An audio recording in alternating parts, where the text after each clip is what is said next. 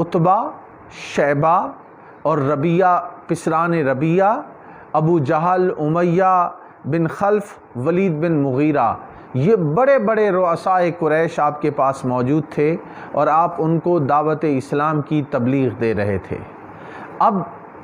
جب عبداللہ ابن مکتوم آئے اور انہوں نے عرض کی کہ اقرأنی وعلمنی مما علمک اللہ، حضور علیہ السلام پہلے ہی ان سے گفتگو میں مصروف تھے، مگر حضرت عبداللہ ابن مکتوم دیکھ نہ پائے کیونکہ بینائی نہیں تھی کہ حضور علیہ السلام ان سے ہم کلام ہیں اور گفتگو ہو رہی ہے، تو انہوں نے یہ الفاظ کہے کہ اقرأنی وعلمنی مما علمک اللہ، کہ جو اللہ نے آپ کو سکھایا ہے یا رسول اللہ صلی اللہ علیہ وآلہ وسلم مجھے سکھائیے اور مجھے پڑھ کر سنائیے۔ تو حضور علیہ السلام کی طبیعت پر ناگواری گزری، جس کو سورہ عبس میں بیان کیا گیا ہے۔ اب اس سورہ عبس کا میں جس ریلیونس سے حضرت عمر فاروق رضی اللہ تعالیٰ عنہ کے حوالے سے ذکر کرنا چاہتا ہوں، وہ واقعہ ہے کہ آپ کو رپورٹ ہوا کہ ایک شخص فجر کی نماز میں، وہ منافق شخص تھا، سورہ عبس و تولی کی تلاوت اس لیے کرتا تھا کہ بظاہر اس میں نبی پاک علیہ السلام کا عتاب کیا گیا، یعنی اللہ تعالیٰ نے حضور علیہ السلام کا عتاب فرمایا ظاہراً اس میں، لیکن عرض کرنے کا مقصد یہ ہے کہ یہ تو اس کی انڈرسٹینڈنگ تھی کہ اس نے اس میں عتاب سمجھا، حقیقت میں یہ اللہ تعالیٰ کا حضور علیہ السلام سے اظہار محبت بھی تھا جو سورہ عبس میں بیان کیا گیا ہے۔ اب میں اس واقعے کی طرف ذرا آپ کا ذکر کرنا چاہتا ہوں کہ وہ الفاظ جو اللہ رب العزت نے سورہ عبس میں بیان کیے ہیں، فرمایا عبس و تولی، جب حضرت عبداللہ ابن مکتوم نے یہ کہا کہ اقرأنی وعلمنی مما علمک اللہ، تو نبی پاک علیہ السلام کے چہرہ اقدس پر ناگواری آئی، عبس و تولی، اور رخ انور موڑ لیا۔ یہ ناگواری کا آنا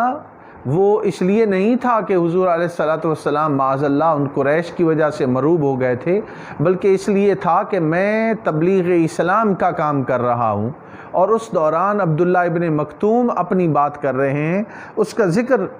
آیا ہے۔ اب میں یہ عرض کرنا چاہوں گا کہ حضور علیہ السلام کے یہ فرائض منصبی میں تھا کہ آپ لوگوں کو دین اسلام کی دعوت دیں، اور اس کا ذکر قرآن مجید میں اللہ رب العزت نے فرمایا یا ایھا الرسول بلغ ما انزل الیک من ربک، کہ اے رسول پاک صلی اللہ علیہ وآلہ وسلم، جو اللہ تعالیٰ نے دین اسلام آپ کو دیا ہے وہ لوگوں تک پہنچائیے۔ تو آپ تو دینی فریضہ سر انجام دے رہے تھے، اور ناگواری چہرے پہ اس لیے آئی کہ یہ بعد میں سوال کرتے تو میں وضاحت کر دیتا، لیکن اللہ رب العزت کو یہ ناگواری جو نبی پاک علیہ السلام کے چہرہ پاک پر آئی وہ پسند نہ آئی کہ اے پیارے حبیب حضرت محمد مصطفیٰ صلی اللہ علیہ وآلہ وسلم،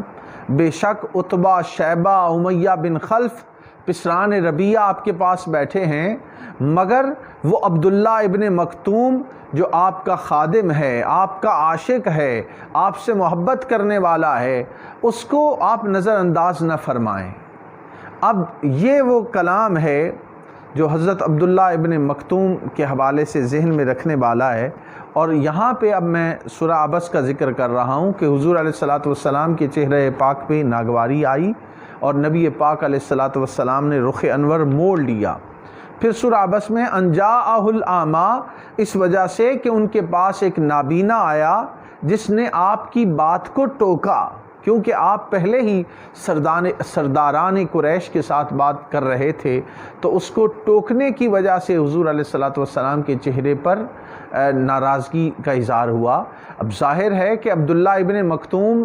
اس کیفیت کو اور اس سچویشن کو، صورتحال کو سمجھ نہیں پائے، اور انہوں نے سوال کر دیا جس کی وجہ سے ناگواری آئی۔ آگے قرآن مجید میں ہے وَمَا يُدْرِيكَ لَعَلَّهُ يَزَّكَّىٰ، اور اے نبی پاک علیہ السلام آپ کو کیا خبر، شاید وہ آپ کی توجہ سے مزید پاک ہو جاتا، یعنی اگر آپ توجہ فرماتے، التفات فرماتے عبداللہ ابن مکتوم، وہ تو اپنا تزکیہ نفس کے لیے آیا تھا آپ کی خدمت میں، اور آپ ادھر توجہ فرما دیتے، آپ اگر ادھر توجہ فرما دیتے تو اس توجہ فرمانے سے اس کی زندگی بدل جاتی، کیونکہ آپ کی توجہ کمال کی چیز ہے۔ آگے فرمایا او یذکر فتنفعہ الذکریٰ، یا آپ کی نصیحت وہ قبول کرتا تو نصیحت اس کو فائدہ دیتی۔ یہ حضور علیہ السلام سے فرمایا اما من استغنا، لیکن جو شخص دین سے بے پرواہ ہے، اے پیارے حبیب علیہ السلام، یہ جو قریش مکہ آپ کے پاس بیٹھے ہیں یہ تو دین سے بے پرواہ لوگ ہیں،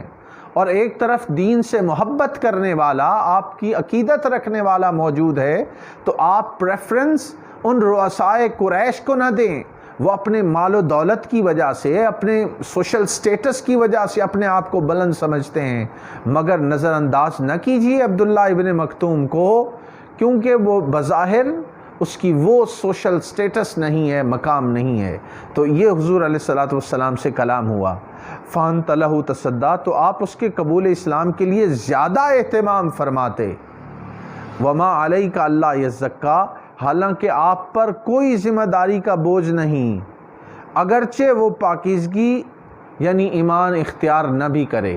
یعنی جو لوگ آپ کے پاس موجود ہیں وہ اسلام قبول نہ بھی کریں تو کوئی فرق نہیں پڑتا، آپ اپنے اس غلام کو نظر انداز مت کیجیے۔ اب یہ بیان یہاں پہ موجود ہے، اور میں اس حوالے سے جو عرض کرنا چاہ رہا تھا وہ یہ کہ یہ عبداللہ ابن مکتوم کی وہ کیفیت جو میں نے عرض کی، اس کو ذہن میں لانے والی بات ہے کہ حضور علیہ السلام تزکیہ فرماتے، اور آپ کا تزکیہ تو اس کا قرآن پاک میں ذکر ملتا ہے، اور فرمایا لَقَدْ مَنَّ اللَّهُ عَلَى الْمُؤْمِنِينَ إِذْ بَعَثَ فِيهِمْ رَسُولًا مِّنْ أَنفُسِهِمْ يَتْلُو عَلَيْهِمْ آيَاتِهِ وَيُزَكِّيهِمْ وَيُعَلِّمُهُمُ الْكِتَابَ وَالْحِكْمَةَ، کہ بے شک اہل ایمان پر بڑا احسان اللہ نے کیا کہ رسول پاک صلی اللہ علیہ وآلہ وسلم کو ان میں مبعوث کیا، وہ ان پر قرآن پاک کی آیات کی تلاوت کرتے ہیں، ان کا تزکیہ فرماتے ہیں، تصفیہ کرتے ہیں، صفائے قلب و باطن کرتے ہیں۔ تو صفائے قلب و باطن حضور علیہ السلام کا اس چیز کا یہاں پہ بیان ہے۔ اب جو بات حضرت عمر فاروق رضی اللہ تعالیٰ عنہ کے کانٹیکسٹ میں کرنی ہے کہ ایک شخص سورہ عبس و تولی کی تلاوت صبح فجر کی نماز میں اس لیے کرتا کہ اس میں بظاہر حضور کا عتاب آیا ہے۔ جب یہ بات حضرت عمر فاروق رضی اللہ تعالیٰ عنہ کو رپورٹ ہوئی تو آپ نے حکم دیا،